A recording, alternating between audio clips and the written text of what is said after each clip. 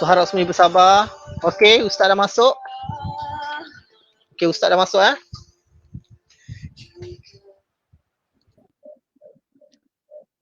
Assalamualaikum warahmatullahi wabarakatuh Ustaz.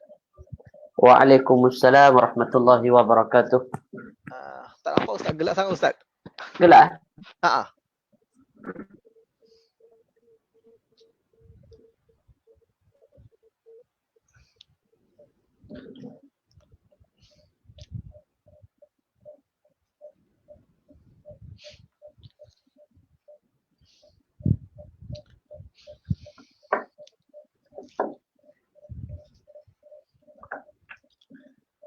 Gelap? Tak apa jelas. Sebab dia gelap.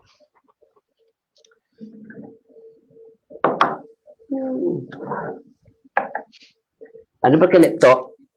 Oh, Ustaz pakai laptop Oh, kamera ni kamera laptop ni. Okey, tak apa Ustaz. Okey, bismillahirrahmanirrahim. Assalamualaikum warahmatullahi wabarakatuh. Assalamualaikum warahmatullahi. Okey, saya Ustaz boleh saya panggil Ustaz boleh panggil saya sebagai cikgu je lah Ustaz lah. Baik, Okey. insya-Allah cikgu.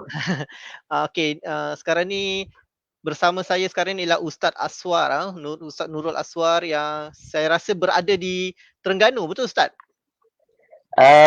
Saya sekarang di Kedah. Oh, sekarang berada di Kedah Ustaz Kedah. Ustaz lahir di mana? Lahirnya di Perak, Taiping. Lahir di Perak. Dan sekarang memang menetap di Kedah lah. Menetap di Kedah. Alhamdulillah. Hari ini bersiaran di Radio Malaysia Terengganu FM. Oh, Radio Malaysia Terengganu. Oh, okey, bagus Ustaz. Alhamdulillah Ustaz. Ustaz, mungkin apa ni? Yalah, sekarang ni PKP kan Ustaz, macam mana kehidupan Ustaz sebelum kita pergi jauh sikit ni? Sekarang bagaimana kehidupan Ustaz semasa PKP ni? Alhamdulillah, masa PKP ni saya masih bekerja di sektor kerajaan dan tugas rutin harian masih keluar bekerja bermula daripada awal PKP Mac hari itu sampailah kepada hari ini lah. Baik Ustaz. Suara Ustaz macam putus-putus Ustaz. Oh, putus-putus. Tak apa, clear sangat. Okey. Baik, yalah Ustaz, sekarang ni kita nak menuju ke malam Lailatul Qadar. Orang kata 10 malam terakhir ni, hampir ni Ustaz. Ya. Mungkin Ustaz boleh memberi sikit ibarat macam kuliah penerangan ringkas, ilmu perkongsian ilmu. Mungkin ramai tertanya dekat luar tu tertanya, apa yang dikatakan malam Lailatul Qadar, bila malam Lailatul Qadar itu? Saya serahkan kepada Ustaz untuk berbicara tentang ni Ustaz. Baik, bismillahirrahmanirrahim. Assalamualaikum warahmatullahi wabarakatuh. Alhamdulillahirabbil alamin wassalatu wassalamu ala asyrafil anbiya'i wal mursalin wa ala alihi wa sahbihi ajma'in. Rabbi syrah li sadri wa yassir li amri wahlul 'uqdatam min lisani yafqahu qawli. Alhamdulillah, alhamdulillah, pertamanya kita panjatkan rasa syukur kita kepada Allah Subhanahu wa taala kerana dengan izin rahmat daripada Allah Subhanahu wa taala, maka pada malam ini dapat kita bersama dengan cikgu sebagai pencetus kepada idea untuk kita bersama secara live pada malam ini langsung di StreamYard melalui Kelab Netizen Malaysia Facebook. Ya, betul. Dan bagaimana kita melihat bahawa kita sudah pun melalui beberapa fasa di bulan Ramadan Al-Mubarak. Maka fasa-fasa itu telah memberikan kepada kita dengan 1001 makna yang baru dalam kehidupan kita. Ramadan ini adalah satu bulan yang kita namakan dia sebagai Syahrul Mubarak. Satu bulan yang dinamakan dia sebagai dengan bulan keberkatan. Lihat saja bagaimana bulan keberkatan ini, bulan yang penuh dengan keberkatan ini, sehingga dia memberikan impak besar dalam kehidupan manusia. Bermula daripada fasa pertama yang kita lalui, yang disebutkan dalam satu hadis, walaupun hadis ini adalah hadis dhaif, tetapi kita mengambil ianya sebagai satu fadailul a'mal, kebaikan ataupun kelebihan beramal. Kita melihat kepada bagaimana yang disebut dalam satu hadis ini mengenai fasa yang pertama. Fasa yang pertama disebutkan dengan awaluhu rahmah. Fasa pertama disebut dengan awalnya rahmat. Yang kedua, kita melihat bahawa Ramadan ini kita akan pergi kepada fasa yang kedua dan kita sedang melaluinya hari ini, iaitulah fasa yang disebut dengan wa awsatuhu maghfirah, fasa keampunan. Dan yang ketiga ialah fasa itqum minan nar, pembebasan daripada api neraka. Sahabat-sahabat penonton yang dikasihi sekalian, kita melihat bahawa Ramadan ini di dalamnya itu ada kemuliaan. Syahrul Ramadan allazi unzila fihi al-Quran hudan lin-nas wa bayyinatin minal huda wal furqan. Kata Allah, bulan Ramadan itu telah diturunkan padanya Al-Quran. Dan sifat Al-Quran ini hudan lin-nas. Dia memberikan petunjuk kepada manusia. Bila kita sebut manusia ni, tak kira lah siapa pun dia adalah manusia, maka diberikan petunjuk dengan Al-Quran. Wa bayyinatin minal huda wal furqan, dan diberikan penjelasan bahawa ada satu mushaf Al-Quran yang memberikan kita tentang furqan, pembeda di antara kebenaran dengan keburukan, kebatilan dan kebenaran. Maka di sana hari ini setelah kita melalui fasa yang kedua, kita sudah pun meletakkan diri kita dengan Al-Quran. Dan dalam era PKP ni, cikgu, kita dapat melihat bahawa bagaimana PKP ni ada hikmahnya. Dulu, kalau sebelum ini, kita masing-masing sibuk dengan pekerjaan kita.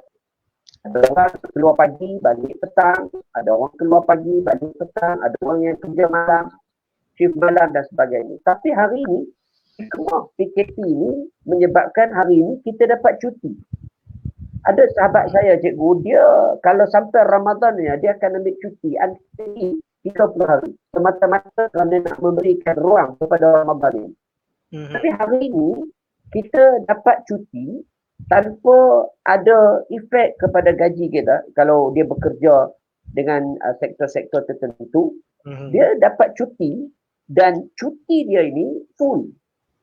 Dan waktu inilah peluang untuk kita melakukan sebanyaknya amalan. Termasuk hari ini kita sambut Nuzulul Quran. Kita nak menjadikan kehidupan kita sebagai kehidupan yang hudan linnas tadi. Yang memberikan dan mendapat petunjuk melalui intipatinya Al-Quran. Bila kita sebut pula ketika mana kita akan melalui fasa yang terakhir, iaitulah itqum minan nar, fasa pembebasan daripada api neraka.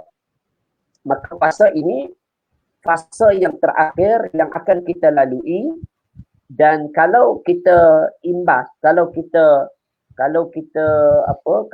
tengok, kalau kita buat satu perbandingan dengan hidup kita ni kan, kalau orang nak lari, orang lumba lari kan cikgu, bila dia lari sampai di garisan, dekat-dekat garisan penamat ni, dia akan bercut. Biasanya pelumba dia macam tu lah, pelumba lari ni kan. Dia tengok dekat garisan penamat lebih kurang 100 meter ni, dia akan pecut. Yes. Kita dalam bulan puasa ni pun begitu. Ketika mana kita hampir sampai ke garisan penamat, kita kena pecut. Pecut ini bukan maknanya kita berlari, tak. Tetapi kita melakukan sesuatu amalan dengan lebih lipat ganda. Kalau dulu barangkali, kalau kita semayang 2 rakaat, tapi 10 malam terakhir ini, kita semayang 4 ataupun 6 rakaat contoh. Jadi lipat gandakan ibadat kita pada 10 malam terakhir. Tetapi biasanya 10 malam yang terakhir ni, dia akan ada sifat-sifat lain. Sebab dia dah merudum, sifatnya dah menurun. Dia jadi malas sikit, dia jadi nak relax-relax. Jadi waktu ini, sepatutnya kita didik hati dan diri kita untuk kita melipat gandakan amalan dan ibadah kita. Waktu ini kita sebab itu bila PKP ni pun baik juga. Dan kita boleh solat, kita boleh baca Quran dengan amalan-amalannya. Pada 10 malam terakhir inilah maka kita akan melalui dan kita akan merasai satu malam yang disebut dengan Lailatul Qadar. Maka Lailatul Qadar ini dia perlu diburu, dia perlu dicari. Inna anzalnahu fi Lailatul Qadar wa ma adraka ma Lailatul Qadar. Dia berlaku hanya di 1/3 di sebahagian malam saja. Ramadan ini ketika mana kita lalui setiap hari bulan Ramadan ini fi al-yaumil Ramadan, setiap hari pada bulan Ramadan ini, tetapi Lailatul Qadar ini hanya berlaku pada sebahagian malam saja. Bukan satu hari bulan Ramadan, tetapi the part of satu hari Ramadan itu. Maknanya ketika mana Lailatul Qadar ini nak dikejar, nak dicari, maka kitalah yang perlu mencari, memburu satu malam yang lebih baik daripada 1000 malam. 1000 bulan. Pada ketika itulah manusia ketika mana dia mencari dan mengejar dia akan dapat. Tetapi kalaulah dia mengharapkan Lailatul Qadar ini hanya datang pada dia tanpa dia melakukan apa-apa, dia tak akan dapat. Sebab itu ketika mana kata sebahagian ulama Lailatul Qadar ini dia perlu diburu dengan 2 cara.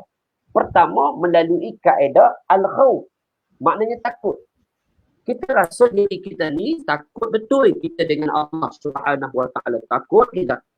Nah, dan yang kedua ar-raja. Bukan rojak buah tu. Yes. Dia ar-raja ni maknanya mengharap ataupun pengharapan. Kita mengharapkan sesuatu daripada keberkatan Ramadan ini. Tambah pula daripada malam-malam itu kita mengejar dengan Lailatul Qadar, maka sudah tentulah kita mengharapkan sesuatu. Nabi pernah sebut man shoma Ramadan imanan wa ihtisaban ghufira lahu ma taqaddama min dhanbi. Kata Nabi, barang siapa yang berpuasa di bulan Ramadan dengan penuh pengharapan keimanan dia pada Allah Subhanahu Wa Taala, maka itulah kata Nabi, ghufira lahu ma taqaddama min dhanbi. Dia akan diampunkan dosa-dosanya yang telah lalu. Maka daripada itulah kita melihat bahawa dalam kita nak mencari dan mengejar keberkatan bulan Ramadan ini, jangan kita terlupa pada satu malam yang disebut dengan Lailatul Qadar. Bayangkan cikgu, dalam hidup kita ni, kita tak garanti hidup kita boleh hidup sampai 83 tahun lebih ni. Tapi Allah beri ganjaran besar pada umat Muhammad, maka ganjaran ini, hadiah ini semata-mata untuk memberikan kasih sayang yang Allah berikan pada umat Muhammad. Kenapa? Kerana kita hari ini umat Nabi SAW ditinggalkan dengan mushaf Al-Quran, kemuliaan Al-Quran ini, kerana sebab itulah akhirnya Allah titipkan dengan keberkatan malam yang disebut dengan malam Al-Qadar. Boleh cikgu? Boleh. Ustaz nak tanya, kalau macam malam Lailatul Qadar ni, adakah dia dipilih hanya malam-malam ganjil ataupun tak kisah 10 malam itu? Baik. Dalam satu hadis disebut 10 malam terakhir itu dicari. Tetapi sebahagian daripada para ulama, mereka memberikan gambaran secara terperinci. Nabi sebut buru Lailatul Qadar ini ketika mana kata Sayyidatina Aisyah, waktu 10 malam terakhir ini Rasulullah berikan kejutan pada kami. Maknanya setiap 10 malam terakhir ini Rasulullah akan kejutkan kami. Kejutkan kami. Kami melihat bahawa Rasulullah sikit tidur pada malam 10 malam terakhir. Maknanya Rasulullah SAW pun sendiri tidak mengetahui bila berlakunya Lailatul Qadar ini. Itu Nabi kekasih Allah pun tak tahu bila Lailatul Qadar ini akan berlaku. Tetapi yang pastinya Lailatul Qadar ini akan berlaku pada 10 malam yang terakhir. Maka kata sebahagian ulama, daripada 10 malam yang terakhir bulan Ramadan itu, Maka kejarlah, kata ulama, kejarlah daripada bahaya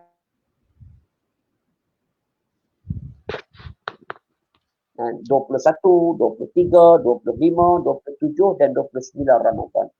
Kata sebahagian ulama lagi, setelah mereka melihat bahawa Ramadan itu akan berlalu pergi selepas 10 hari Ramadan terakhir itu, maka kata sebahagian ulama, mereka buat kajian. Yang ni ulama ni dia ulama ni dia tak macam kita. Dia ada karamahnya. Maka daripada sebahagian ulama itu, mereka sebutkan bahawa ada tanda-tandanya bila berlakunya Lailatul Qadar ini. Nak mencari, nak memburu, dan apa yang kita sebutkan dengan malam Al-Qadar ini, dia boleh diburu dengan tanda-tanda tertentu. Maka tanda-tandanya ini apa? Pertama, kalaulah, kata sebagian ulama, kalaulah kamu melihat awal Ramadan itu berlaku pada hari Jumaat, maka kemungkinan Ramadan, Lailatul Qadar itu akan berlaku pada malam 27 Ramadan. Kalau Ramadan itu berlaku, awal Ramadan itu jatuh pada hari Jumaat, maka maka Lailatul Qadar itu barangkali berlaku pada malam 27 Ramadan. Satu. Kalau Ramadan itu berlaku pada hari Isnin, awal Ramadan itu berlaku jatuhnya pada hari Isnin, maka Lailatul Qadar itu dijangka akan turun pada malam 25 Ramadan. Kalau Isnin, dia akan jatuh pada 25 Ramadan. Sekiranya kata para ulama, sekiranya awal Ramadan itu berlaku pada hari Khamis, maka awal Ramadan, Lailatul Qadar itu barangkali akan muncul pada malam 21 Ramadan. Ini yang disebut percaturannya oleh para ulama. Tetapi saya mengambil kira bahawa dalam kehidupan kita, kita memburu pada 10 malam terakhir. Sudah tentulah ketika mana kita ligan 10 malam terakhir, salah satu malam itu akan dapat kita tempuh. Tapi kalau kita ligan hanya 25 hari bulan saja atau 27 hari bulan saja, sudah tentu kalaulah Lailatul Qadar ini berlaku pada sebelumnya, maka kita terlupa. Sebab itu, ambil formula ini, ligan dan buru Lailatul Qadar bermula pada malam 10 malam terakhir 21 Ramadan, sehinggalah Ramadan melabuhkan tirainya pada 30 Ramadan sebelum 1 Syawal. Jadi, buru Lailatul Qadar ini sebab dia ada kelebihannya tertentu. Kelebihannya apa?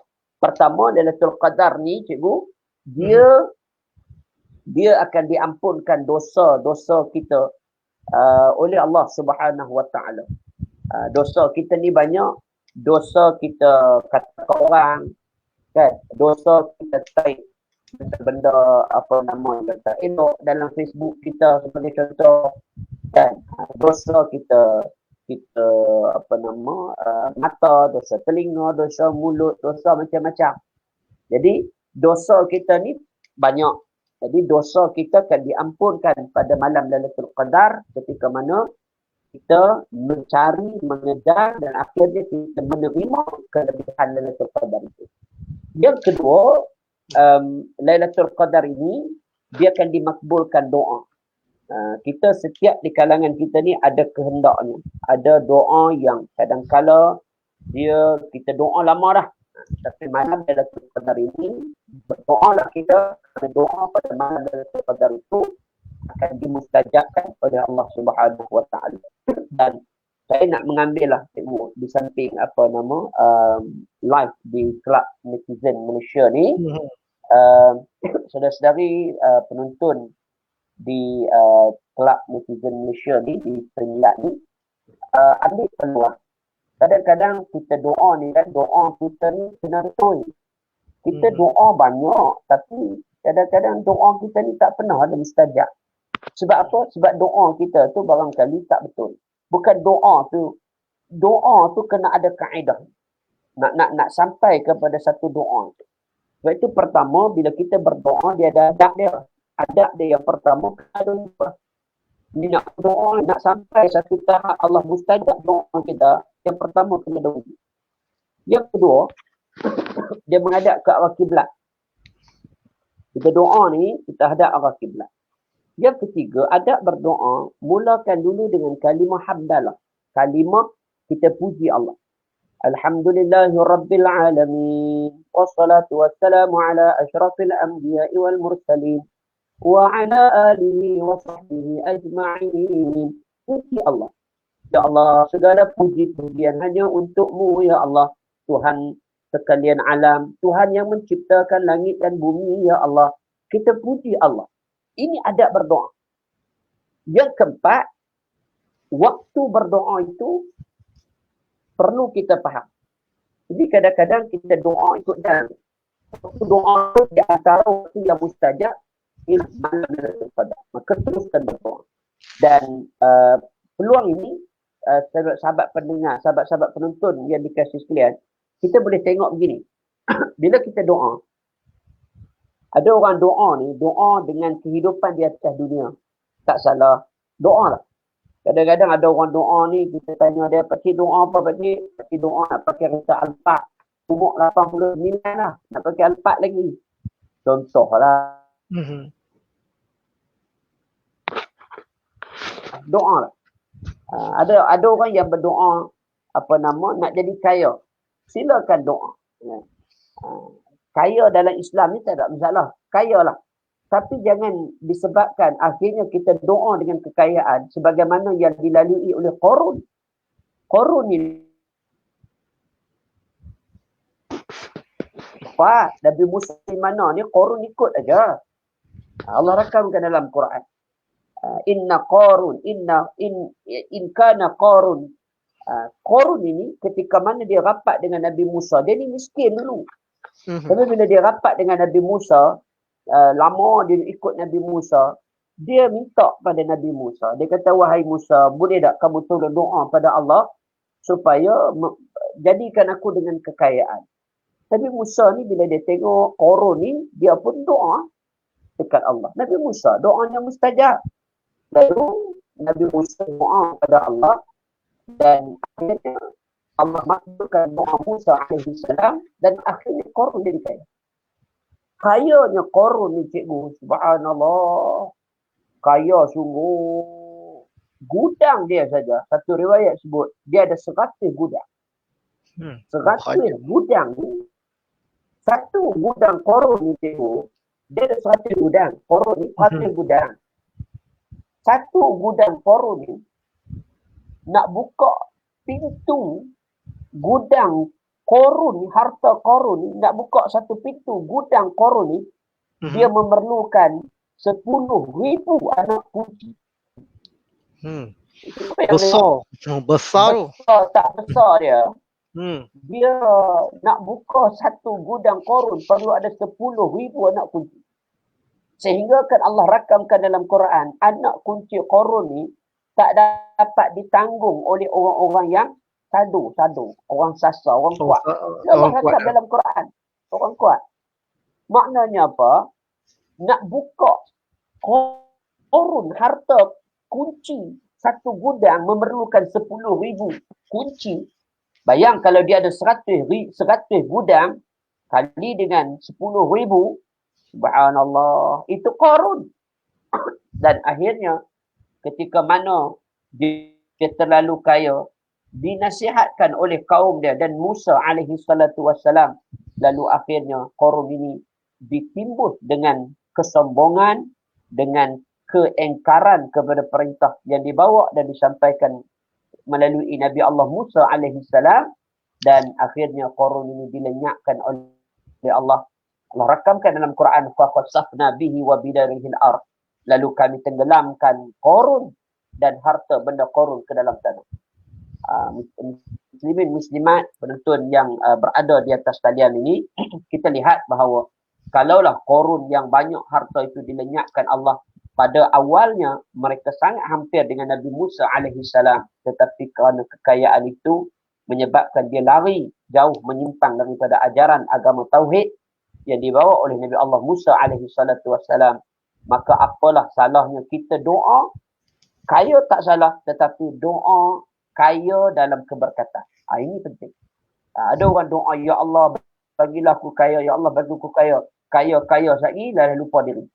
Jadi kaya, minta kaya tetapi kaya dalam keberkatan. Ya Allah berilah aku kekayaan yang berada di dalamnya nilai keberkatan. Dengan kaya itu kita boleh bersedekah.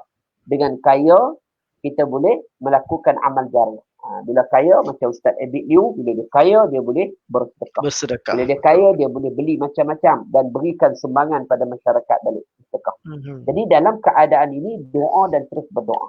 Maka malam Lailatul Qadar ini, balik pada malam Lailatul Qadar, jangan lupa berdoa dan terus berdoa. Dan di antara doa yang simple yang diajar oleh Nabi tetapi memberikan impact yang besar. Kata Nabi, Allahumma inna nas'aluka ridhaka wal jannah wa na'udzubika min sakhatika wan nar. Allahumma innaka afuun karimun halimun tuhibbul afwa fa'fu anna. Maka doa ini doa minta ampun pada Allah Subhanahu wa taala agar dengan keampunan itulah yang akhirnya kita akan menerima ganjaran yang maha hebat, iaitulah nilaian syurga di sisi Allah Subhanahu wa taala. Kerana syurga ini akan ditempuh oleh orang-orang yang bertakwa sebagaimana yang disebutkan oleh Allah, la'allakum tattaqun. Mudah-mudahan kamu beroleh takwa di sisi Allah Subhanahu wa taala. Okey, Ustaz nak tanya Ustaz, apa ni berkenaan dengan malam Lailatul Qadar itu. Doa itu kita boleh maksudnya hanya malam saja, maksudnya bermula pukul 12 malam ke ataupun bermula pukul 7 malam ke atau bagaimana Ustaz? Baik, doa yang diajar oleh Nabi ni, Nabi bawa doa ini sepanjang Nabi lipat gandakan doa ini pada 10 malam yang terakhir. Namun begitu, kita umat Muhammad ini, kita boleh baca doa ini sama ada siang ataupun malam. Dan biasanya doa ini kalau kita dulu pergi masjid dan surau, maka doa ini biasanya didengar ataupun dibacakan oleh imam-imam sembahyang tarawih ini pada rakaat-rakaat tertentulah, rakaat keempat, rakaat 8, rakaat ke-12 dan rakaat 16 dan rakaat yang terakhirlah 20. Maka dalam kaedah ini maka banyakkanlah berdoa. Dan kalau tak hafal doa ini, jangan paksa diri, baca sajalah apa doa yang kita rasa senang dan mudah kita ingat. Dan ingat, doa yang paling disukai oleh Nabi ialah doa Rabbana atina fid dunya hasanah wa fil akhirati hasanah wa qina azabannar. Ini doa yang paling Nabi suka. Sebab itu ada satu orang bila dia datang jumpa Nabi, dia tanya, ya Rasulullah, ayu doa afdal? Wahai Rasulullah, apa doa yang paling baik? Doa yang paling afdal. Maka Nabi kata, sal rabbak al-afwa wal-afiyata fid dunya wal-akhirah. Kata Nabi, mintalah pada Tuhan kamu, pada Allah, keampunan, keselamatan dunia akhirat. Maka doa itu telah dirakamkan Allah dalam Quran. Rabbana atina fid dunya hasanah wa fil akhirati hasanah wa qina adzabannar. Senang ada, insya-Allah. InsyaAllah Ustaz. Ya Allah. Terima kasih Ustaz atas perkongsian yang saya rasa sangat-sangat bermakna pada malam ini. Kita menuju 10 malam terakhir Ustaz.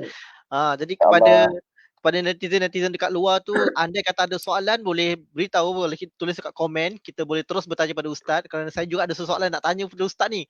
Yang kata orang tu ada berkaitan dengan agama lah. Tak semestinya berkaitan dengan Lailatul Qadar ini. Mungkin Ustaz ada seorang netizen ingin sebelum tu, kita punya view kita berapa dah cikgu? Ya. Sekarang ni sekarang ni dia dah menurun dulu ni Ustaz, menurun dulu Ustaz ni sebab sekarang tengah-tengah malam kan Ustaz. Oh ya. Okey Ustaz, saya nak tanya. Orang tanya Ustaz dia suruh saya tanya ke Ustaz lah. Batal tak puasa kalau hidung dia keluar darah waktu siang? Okey, hidung keluar darah tak batal puasa dan batal puasa, dan kalau secara tak sengaja pun tak batal puasa. Cuma kalau dia memudaratkan, maka lebih baik dia pergi hospital dan ikut kaedah perubatan di hospital. Kalau doktor minta, kalau memudaratkan dengan darah di hidung dia tu boleh memberikan mudarat, maka buka puasa lah. Itu pun ikut saranan yang dibawa oleh doktor lah. Tapi kalau membatalkan puasa. Lain Ustaz putus-putus Ustaz. Hello? Ya, jelas cikgu. Dia putus-putus sikit. Oh, betul-betul. Dia tak apa, clear. Okey Ustaz, untuk soalan seterusnya ada netizen tanya ni. Okey, Ya. sempena nuzul Al-Quran ni, kalau kita baca Al-Quran tapi dalam keadaan yang masih merangkak-rangkak, kalau kita baca tulisan Rumi kat bawah tu, adakah betul ataupun betul bacaan dia tu? Dia tanya tu Ustaz. Okey.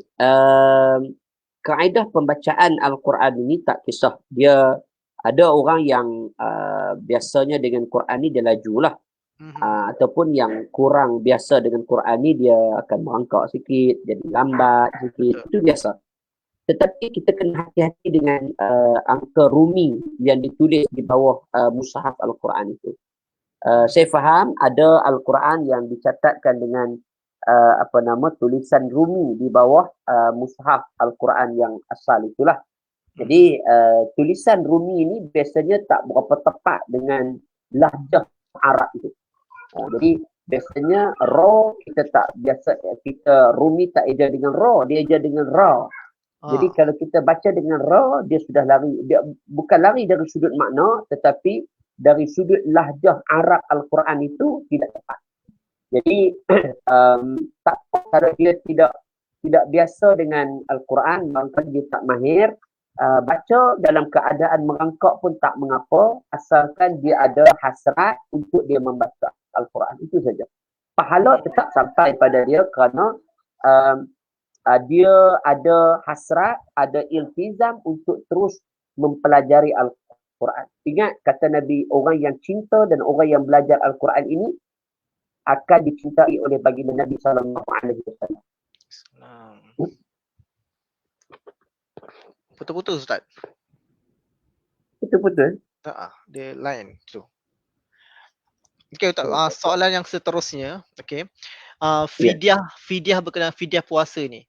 Kalau tinggal puasa, wajib ganti puasa atau boleh pilih bayar fidyah sahaja?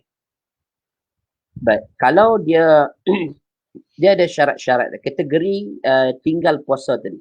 Okay, kalau puasa itu kita tinggalkan puasa itu atas sebab mudarat atas diri kita sendiri, maka kita perlu ganti dan bayar fidyah. Kalau ianya memberikan mudarat pada kandungan kita, sebagai contoh orang perempuan dia mengandung, jadi dia bimbang kepada kandungan dia, maka dia buka puasa sebagai contoh. Maka dalam keadaan itu dia perlu hanya membayar fidyah pada puasa yang ditinggalkan. Jadi dalam kaedah ini dia ada kategori-kategori dia. Jangan kita lihat begini. Bila kita lihat macam orang yang tidak ada harapan sembuh, orang tua yang sakit uzur, yang tidak ada lagi harapan sembuh dengan sakitnya itu, maka dia tak perlu ganti puasa dan dia perlu hanya membayar fidyah. Itu sebab saya sebutkan dia ada kategori-kategori dia tadi. Jadi kalau lihat kepada kitab-kitab muktabar tentang puasa ini, maka kita lihat bahawa kalau ada puasa-puasa yang ditinggalkan perlu diganti dan dibayar dengan fidyah. Jadi cepat-cepat ganti puasa selepas Ramadan nanti, dan kalau dia tak mampu, kalau dia memang dah tak ada kudrat untuk diganti puasa, kan adalah kerana kes-kes tertentu, maka dia perlu bayar fidyah. Jadi ini mengikut kes-kes tertentu lah. Begitu. Okey Ustaz, berkenaan dengan pembacaan Al-Quran kan. Sekarang ni trend orang sekarang ni baca Quran menggunakan WhatsApp, maksudnya juzuk ni dipilih oleh kawan-kawan. Lepas tu dikatakan okey sudah khatam Al-Quran. Bagaimana dengan pendapat Ustaz perkara ini? Okey. Baik. Kita kena faham istilah tadarus Al-Quran ini maknanya tadarus Al-Quran ini maknanya ialah kita baca, orang lain semak. Itu konsep tadarus Al-Quran. Jadi orang lain baca, kita buat semakan. Dia dalam bentuk halaqah ataupun dalam bentuk online pun boleh. Dalam era PKP ni kan, kita duduk, tetapi dia syarat dia mesti kita baca, orang lain melihat. Ada orang yang dia dia buat satu grup untuk mengaji Al-Quran sebagai contoh. Hello. Baca juzuk 2, baca juzuk 3 dan sampailah kepada juzuk yang ke-30 dan akhirnya mereka khatam Quran. Baik. Kaedah itu dia tak sebutkan dengan kaedah tadarus, tetapi khatam Al-Quran itu kita tak namakan dia sebagai khatam Al-Quran sebab khatam Al-Quran ini perlu kita baca daripada awal sampai kepada habisnya Al-Quran itu, mushaf itu. Maka kalau dia baca seorang yang lain tak pernah semak pun, kemudian tengok habis dia 30 juzuk Al-Quran, maka dia pun nak khatam Quran. Boleh buat kaedah itu tapi tak boleh namakan dia dengan khatam Al-Quran. Khatam ni mesti daripada permulaan surah sehinggalah kepada penghabisan surah dengan An-Nas itu. Tutup dengan itu. Khatam ni makna penyudah ataupun penamat. Setelah kita baca daripada ayat pertama Al-Quran, Al-Baqarah itu, dan sehinggalah kita tutup Al-Quran dengan surah An-Nas itu. Jadi bila kita baca Quran tu, itu kaedah dia. Gitu. Terima kasih Ustaz. Soalan saya. Orang kata kalau macam bila last kita ni boleh makan, kalau waktu subuh tu, kalau azannya kita tengah makan tiba azan.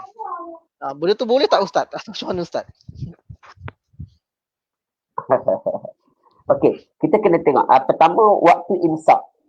Waktu imsak ni cikgu, imsak ni ialah masaka, maknanya dia penghalang. Meletakkan sesuatu di antara waktu kepada waktunya. Jadi selepas waktu imsak boleh aja makan, tak ada masalah. Selepas waktu imsak nak pergi kepada waktu subuh. Yang pentingnya jangan makan lagi selepas terbit fajar. Terbit fajar ni waktu subuh lah. Kita kena faham begini. Waktu habis bukan kerana azan.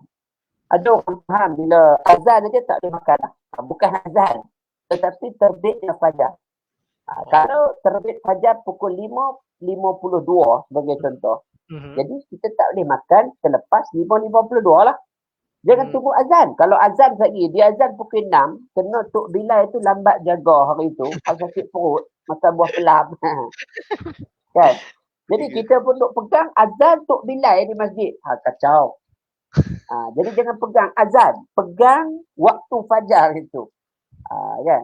Jadi kalau waktu fajar habis pukul 5.45 sebagai contoh, terbit fajar 5.45, maka garisnya ialah pada 5.45. Selepas 5.45 batal lah. Tapi kalau dia terbangun lambat, orang tak azan lagi, orang tak masuk fajar lagi, tak terbit fajar lagi, dia pun makan. Tiba-tiba orang azan 5.45 contohlah. Maknanya menandakan masuknya waktu subuh. Jadi tengah-tengah dia makan tu azan. Bila azan dia kena keluarkan semua yang ada di bahagian mulut dia lah.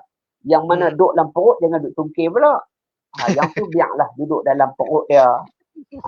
Jadi yang mana duduk dalam mulut, ayak ke, kurma ke, sebiji ke, kena buang. Dia kata sayanglah buang. Pasal apa hang bangun lambat. Jadi kena buang. Dalam keadaan begini. Okey Ustaz, kalau dari segi kita nak merasa makanan yang kita masak itu, bagaimana Ustaz? Apa hukumnya Ustaz? Sebab kadang-kadang ini menjadi persoalan, kadang sampai takut nak rasa makanan, takut terbatal. Okey. Kalau dia orang ahli kepada masakan tadi, macam contoh isteri kita, dia memang tugas dia memasak. Ataupun chef di restoran, di hotel sebagai contoh. Memang kerja hakiki dia memang masak. Jadi dia nak pastikan makanan sedap untuk diberikan kepada tetamu ataupun guest dia lah, pelayan ni, orang-orang yang hadir tu kan. Maka dia dibenarkan merasa dengan kuantiti yang sedikit. Maknanya dia rasa di hujung lidah lah. Kata sebagian ulama di hujung lidah, sebab hujung lidah ni dia boleh merasa makanan. Maka takat itu saja. Ni kadang-kadang dia duduk hirup kuah sup sampai satu mangkuk, yang tu nama dia Jebon. Itu tak boleh. Jadi takat merasa je. Takat rasa ambil sup, letak di hujung lidah, takat tu je. Itu ahli kepada masakan. Orang yang masak, ahli dia. Kalau suami ni bukan ahli, dia tiba-tiba dia kata tak apalah, saya pun nak rasa juga. Itu tak boleh sebab dia bukan ahli. Ataupun orang-orang yang kerja di restoran, kan, kerja di restoran, dia bukan chef pun, dia pelayan, tukang ambil order saja contohnya. Lepas tu dia pun duk pergi buat sibuk-sibuk, dia kata aku pun nak asal juga. Dia pergi. Dia tak boleh, dia tak boleh. Dia bukan ahli kepada masakan tadi. Gitu. Okey, Ustaz, dari segi kita berbuka puasa, Ya. mana yang dimuliakan dululah, maksudnya dengar azan je kita contoh makan kurma dulu lepas tu kita sembahyang, ataupun kita kena makan dulu sampai kenyang baru kita sembahyang? Okey. Dalam keadaan ni Nabi tak sebut sama ada nak pergi sembahyang dulu atau cumanya dalam keadaan ni bila puasa kita segerakan berbuka. Jadi bila masuk je azan waktu maghrib, terbenam matahari, terus makan. Sebab itu dalam kaedah dalam kitab disebut kena segerakan makan ni sampai satu tahap doa pun kena pendek. Ini kadang-kadang doa Doa kita di panjang. meja makan sampai setengah jam tak habis doa ni. Itu Nabi mengejar yang Lailatul Qadar tu, doa Ustaz. yang biasa dia panjang sungguh. Lepas tu pula dia suruh anak dia yang tadika tu, yang sekolah pasti tu, dia pergi baca doa. Baca doa, budak-budak tahulah cikgu. Ya. Orang Kedah kata meleret. Kan? Allahumma barik lana. Yang tu tak kira masuk doa makan buka puasa ni. Satu saja setengah jam. Pergi. Jadi kaedah ni, sehingga kata para ulama, hanya sekadar bismillah cukup. Nah, masuk aja azan waktu maghrib, baca bismillah sudah memadai. Ambil kurma, kemudian kalau ada susu ke, kayak masak kayak ayak kita ni tak ada lah susu, tak layan lah dia kata. Zaman kita hak PKP ni pun, ni hak tersadai di rumah ni pun, tembikai jus. Kan? Tak apalah, minum layak apa pun tak apa. Tak ada masalah. Cuma nak abang kata bila kita makan kurma, makan minum air, kemudian segerakan berbuka. Baca bismillah dan terus berbuka. Menurut satu riwayat, Nabi bila berbuka puasa, Nabi baca bismillah, makan tamar, kemudian Nabi minum susu, kemudian barulah Nabi berdoa. Allahumma lakas sumtu wa bika amantu wa ala rizqika aftartu bi rahmatika ya arhamar rahimin. Sebab Nabi nak stop di antara makan tadi dengan berdoa. Nak abang kata kebaikan berdoa waktu Ramadan. Kita doa tu sebelum buka kita balun baca dah pasal sekali dan makan tak mau berhenti dah. Itu kita. Kan? Dia payah berhenti. Betul, Ustaz. Jadi cikgu tak ada masalah. Kita nak makan kurma dulu ke, kemudian nak pergi semayang, ataupun nak makan nasi mi goreng ke apa ke, kemudian pergi semayang. Cumanya asasnya jaga waktu solat maghrib sudah. Jangan sampai kita terleka dengan makanan kita dan akhirnya kita mentakhirkan waktu solat maghrib. Yang akhirnya rugilah. Kita dah puasa seharian suntuk, kita dah mula dengan ibadat Quran dan apa semua. Tiba-tiba kita mentakhirkan waktu solat maghrib pula. Jadi rugilah hidup kita. Jadi boleh makan tetapi segerakan makanan itu dan kemudian ayuh kita ke solat maghrib lah supaya tak terlambat nanti. Ustaz ada soalan ni, dia kata Ustaz, ujian COVID-19 dalam tempoh puasa boleh ke sebab masuk kapas dalam mulut dan hidung? Okey. Dalam kaedah perubatan, kalau dia tertakluk kepada bidang kuasa kedoktoran tadi. Tapi kalau dia melebihi pangkal tadi, maka terbatallah puasanya. Batallah puasanya lah. Maknanya dia dah melebihi rongga, maka batal puasa. Jadi apapun dia berdasarkan kepada fatwa yang dikeluarkan oleh pihak berwajib lah, mufti dan sebagainya. Jadi kalau kita lihat kepada itu, fatwa yang sebelum ini pun memang dah disebut bahawa yang kita ambil sampel yang kita ambil macam PKP ni kan, kita ambil sampel COVID ni, maka kalau mengikut kaedah fatwa yang sebelum ini, maka batal puasa. Okey Ustaz, saya nak tanya Ustaz dari segi bacaan sembahyang Ya, Ustaz. Ada okey. pihak saya ada dengar pendapat mengatakan contoh kalau kita rukuk, kita boleh baca subhana rabbiyal azim sahaja.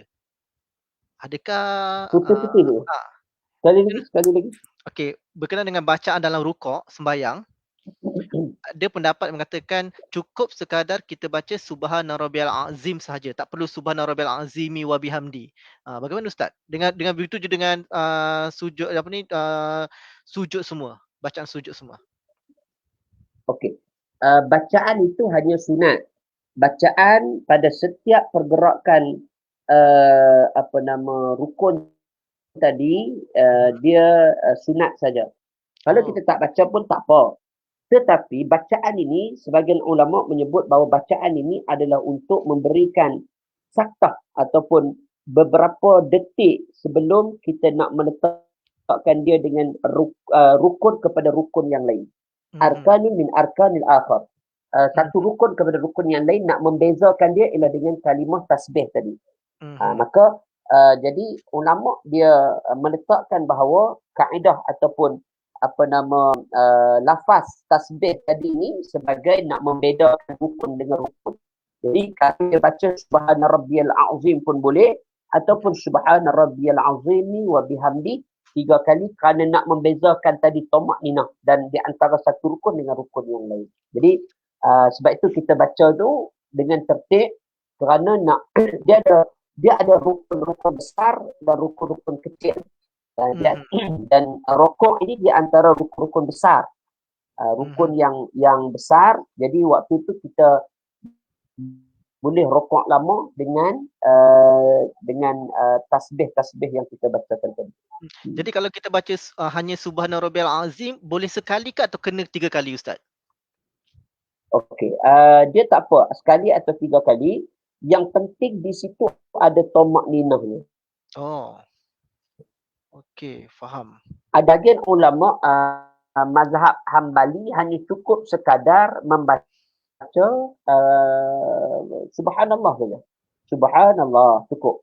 Mhm, Itu Hambali lah. mhm, Tapi kita Imam Syafi'i mazhab kita telah meletakkan bahawa kalimah tasbih tadi dengan 3 kali kerana nak memberikan beza itu. Perbezaan antara rukun rokok dengan i'tidal tadi. Rokok, i'tidal dan juga qiyam tadi tu, maka mhm. kita boleh beza dengan kalimah tasbih yang begini. Jadi kalau kita rasa nak baca sekali pun boleh, 3 kali pun boleh. Tapi bacalah 3 kali. Kita kalau makan pun nak banyak. Ni kalau semayang ni apa pun dia tak mau baca. Dia kira hak wajib je ya. Dia ni cerai sungguh. Betul tu. Jadi bacalah. Ni kadang semayang tarawih tu apa pun tak baca. Dia kira Fatihah dia ya.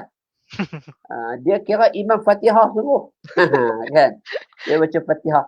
Baca Fatihah, rakaat kedua Fatihah, surah pun tak baca. Orang lain semayang 40 minit, dia semayang 10 minit.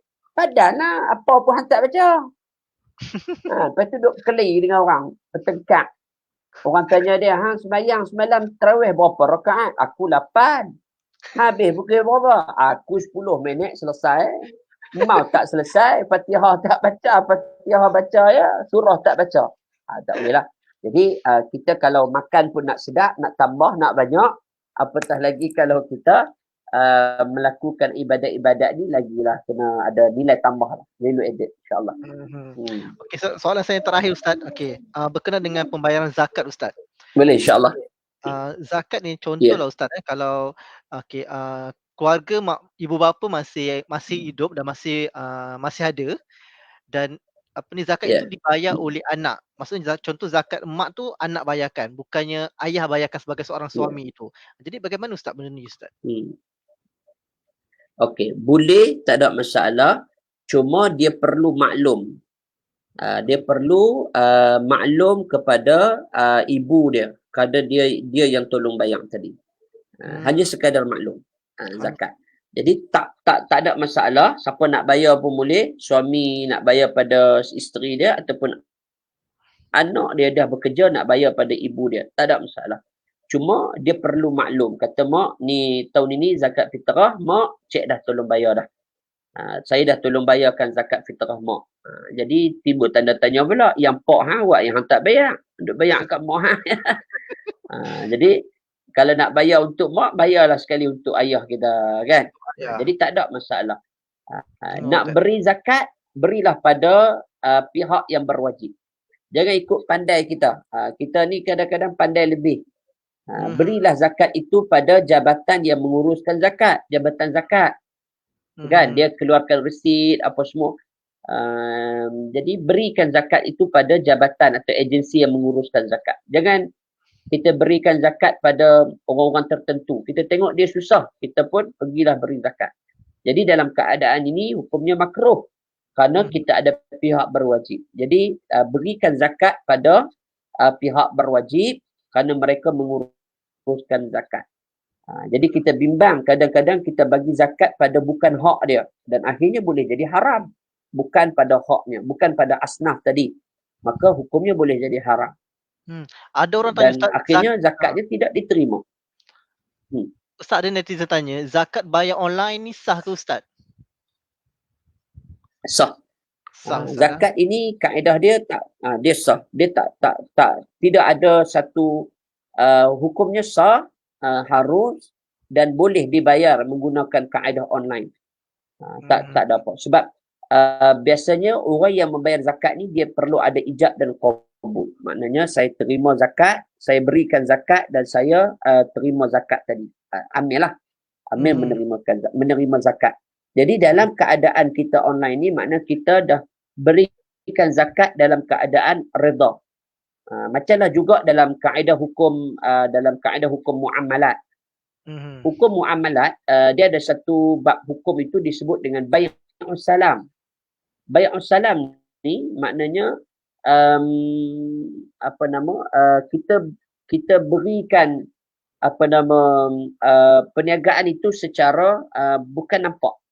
Hukum jual beli ni kita mesti ain, mesti merasa. Macam contohnya kita pergi kedai, kita nak beli contohnya air mineral botol. Jadi kita air botol tu kita mesti pegang dia. Pegang, oh dia ada bentuk dia. Jadi saya setuju beli. Contoh dengan sekian harga RM1.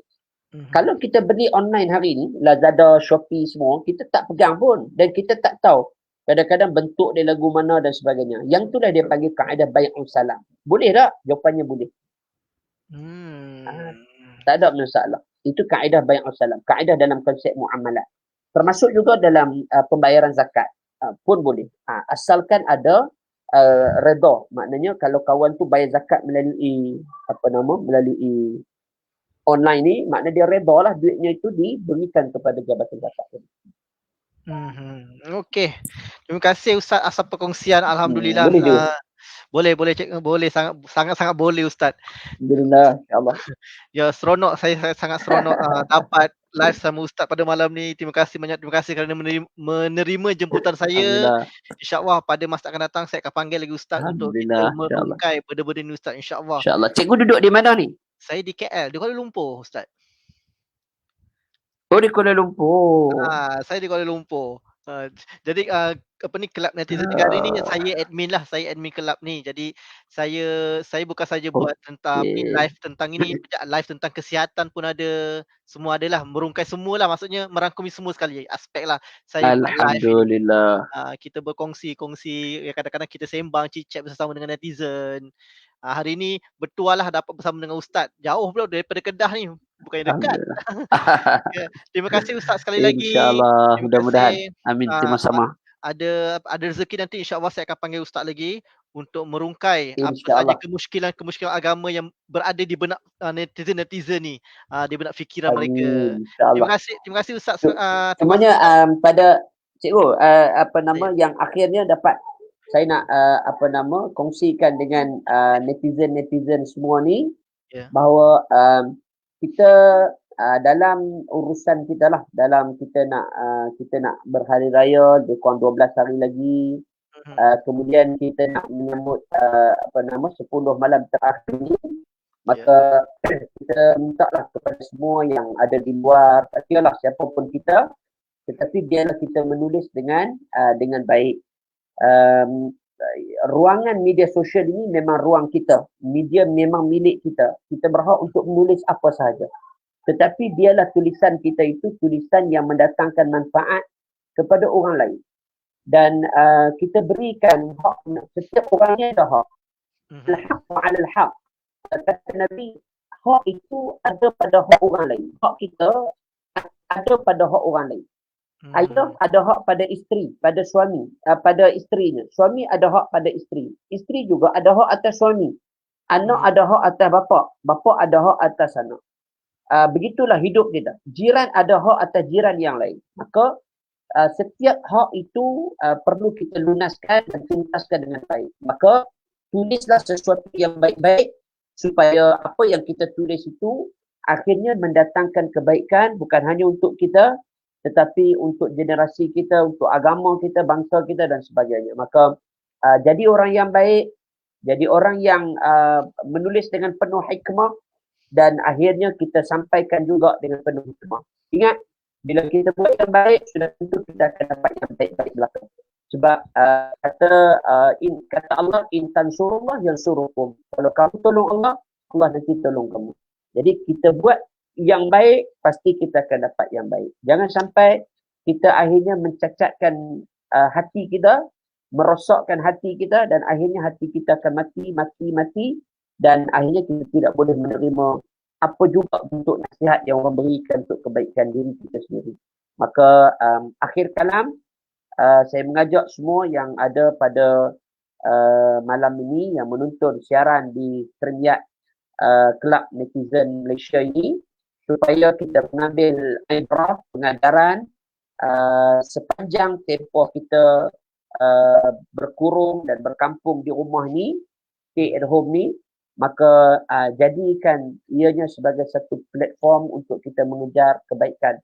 Dakwah ini bukan hanya kita bersemuka dengan orang, tetapi dakwah ini boleh kita menulis, boleh kita bercakap, boleh kita tunjukkan akhlak, kepribadian kita yang baik itu juga dikira sebagai dakwah. Jadi jom kita sama-sama merubah diri kita, memberikan yang baik-baik kepada orang lain, maka sudah tentu kebaikan itu juga akan sentiasa kena pada kehidupan kita dan generasi kita seluruhnya. InsyaAllah. InsyaAllah Ustaz. Okey Ustaz, terima kasih Ustaz. Terima kasih Ustaz Aswar. Sama-sama. Alhamdulillah, semoga malam ini live kita insya-Allah kita minta keberkatan daripada Allah SWT insya-Allah. Semoga InsyaAllah. semoga kehidupan kita melalui malam-malam terakhir ni insya-Allah semoga kita mendapat Lailatul Qadar itu dapat cari insya-Allah satu. InsyaAllah. Mudah-mudahan. Okey Ustaz, terima kasih Ustaz. Baik, sama. Assalamualaikum warahmatullahi Assalamualaikum wabarakatuh. warahmatullahi wabarakatuh. Okay, thank you semua. Thank you pada yang watching. Terima kasih banyak-banyak. Alhamdulillah semuanya berjalan lancar. Pada semua netizen-netizen di luar, insya-Allah kita akan bersama lagi Ustaz tak lama lagi insya-Allah pada episod yang seterusnya nanti dan pada insya-Allah kalau tiada halangan pada hari Selasa ini Min akan live bersiaran langsung bersama dengan Caca Mak Embong iaitu salah seorang pelakon dalam Bukan Gadis Biasa. Okay, bye. Assalamualaikum. We are Netizen Prihatin.